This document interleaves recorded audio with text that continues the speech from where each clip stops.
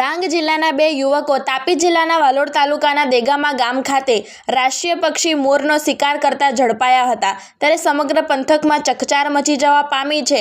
શેરડી કાપણી માટે વઘઈ તાલુકાના સરવર ગામ ખાતે રહેતા બે સગા ભાઈઓ રાહુલભાઈ સુભાષભાઈ ભોએ તથા કલ્પેશ સુભાષભાઈ ભોએ તાપી જિલ્લાના વાલોડ તાલુકાના દેગામા ગામ ખાતે આવ્યા હતા અને હાલમાં ત્યાં જ રહેતા હતા। શેરડી કાપણી દરમિયાન રાષ્ટ્રીય પક્ષી મોર પર આ બંને ભાઈઓની નજર પડતા તેનો શિકાર કરવા પાછળ પડ્યા હતા અને ગિલોર વડે આ મોરની હત્યા કરવામાં આવી હતી।